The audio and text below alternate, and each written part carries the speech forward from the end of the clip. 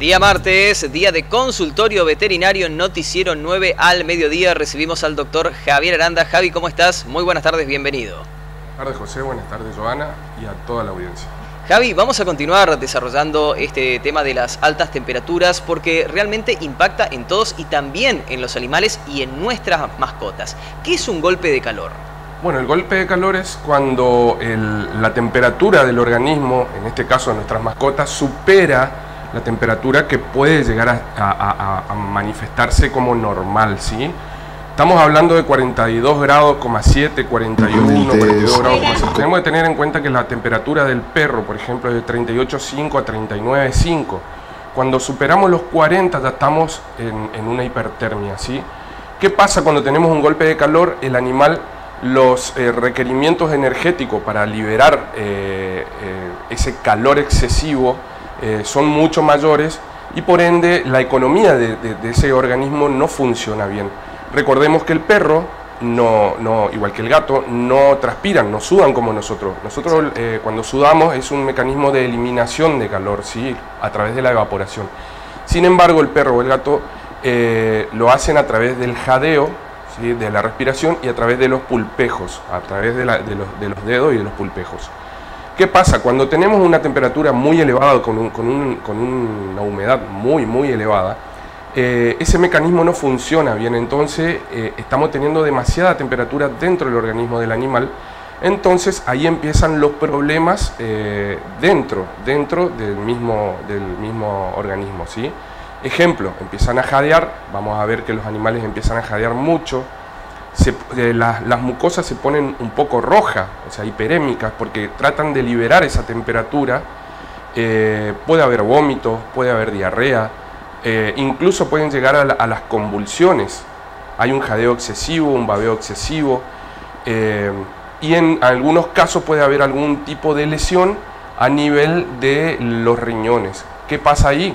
Tenemos un problema con la temperatura tan elevada, tenemos un problema que empiezan a desnaturalizarse, es como que se empiezan a cocer las proteínas y empiezan a tapar lo que es los riñones y empiezan a lesionar la función de los riñones. Entonces el funcionamiento, como la palabra dice, deja de ser el mismo de siempre, o sea, hay una anuria, deja de generar orina, entonces se empieza a intoxicar. Por eso es muy importante empezar a conocer de a poquito y a identificar bien cuáles son los síntomas de nuestras mascotas en el caso de que tengamos un golpe de calor. Claro, y en este caso hablábamos recién, Javi, de las mascotas, pero también los animales en general padecen estos golpes de calor.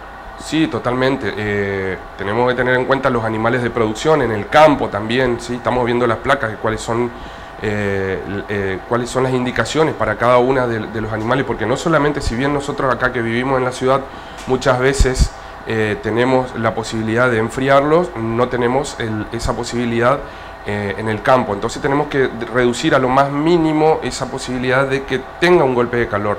Recién veíamos ahí un video donde están haciendo unas maniobras de atención primaria, primeros auxilios más que nada en un perro que está con golpe de calor. Generalmente lo que se trata de hacer es de mojarlo un poco, ¿sí? Ya vuelvo con los animales de producción, pero no quiero dejar pasar ese videito. Sí. Hay que mojarlo al animal, no con agua fría. ¿Por qué? Porque el agua fría o agua helada lo que hace, produce una vasoconstricción. Entonces el animal no puede eliminar el calor por convección. Recordemos lo que dije recién, lo elimina a través de la respiración y a través de las manos y de las patas. Y también por convección, nosotros tocamos el animal, está caliente. Sin embargo, si nosotros lo mojamos con agua fría o helada, se produce una vasoconstricción, entonces esa eliminación se dificulta y puede ser peor. Bien. Con respecto al video, le estaba diciendo que hay que estirar la cabeza, ponerlo lo más estirado posible para que entonces el aire entre perfectamente y pueda llegar a salir mucho más sin ninguna dificultad. Es como ponerlo a lo largo, en la cabeza que tenga a lo largo paralelo a lo que es la columna, ¿no? Sí. Y volviendo a los animales de producción, por ejemplo, lo que se recomienda es en las vacas, en caballos, ¿sí? Buscar un lugar fresco, tratar de gestionar esos lugares antes de que pasen estas cosas, colocarlos en lugares donde haya una buena arboleda, el agua que esté fresca, porque sin embargo hay mucha gente que dice que tiene agua, pero el agua está caliente, ¿sí? Eso no contribuye a bajar la temperatura de nuestros animales. Tenemos que tener en cuenta que una vaca por día toma más o menos entre 100 y 110 litros de agua, o sea que tenemos que tener un buen reservorio de agua para estos casos. Como les dije, una buena sombra. Ejemplo, gallinas, que todo el mundo tiene gallinas. Ahora está creciendo mucho la producción de aves en la provincia del Chaco, pero tenemos que tener en cuenta que las gallinas también tienen una temperatura de 41, 42 grados, y si nosotros tenemos una temperatura ambiente mucho más elevada y le ponemos el agua caliente, lamentablemente van a morir por golpe de calor. Lo que se recomienda es mantenerlas bien frescas, colocar agua fresca varias veces en el día, humedecer los gallineros en el caso de que tengan el techo de chapa o de zinc, que pongan hojas de palmera o corten un poco de paja para bajar un poco la temperatura y así disminuir un poco el golpe de calor. Perfecto. Y también incorporar hábitos, Javi, así como llevamos hidratación para nosotros, tener en cuenta que también hay que hidratar a nuestra mascota si salimos a pasear o estamos fuera del domicilio. Y lo decíamos también esta mañana en la radio, colocar pequeños potes fuera del domicilio. Hay animalitos callejeros que también necesitan ser hidratados permanentemente y es una buena manera de poder colaborarlos. Pero no quisiera terminar esta sección sin que antes nos cuentes, porque vos participaste justamente allí en estos incendios que se vivieron en la región durante este verano. Sí, exactamente. Yo soy miembro de la red de médico veterinario en contexto de catástrofe. Estuvimos trabajando a principio de año en Corrientes. Estuve coordinando todo lo que eran las acciones a través de mis colegas que estaban trabajando en terreno. Son durísimas las imágenes que teníamos.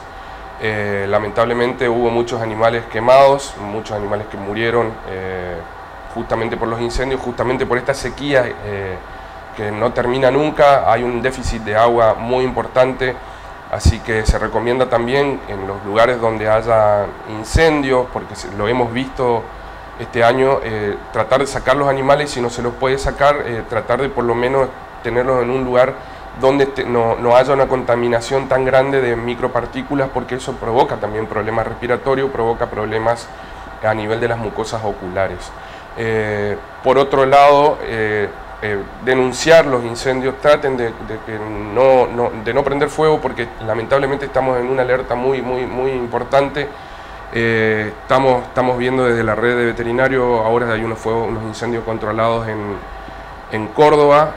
Por suerte no hubo muchos animales afectados, pero también están sufriendo la misma ola de calor para todo el país. Estos consejos son los mismos, ¿sí? Y en el caso de nuestros animales de mascotas, tratar de identificar si estamos teniendo algunos de estos síntomas, llevarlo al veterinario.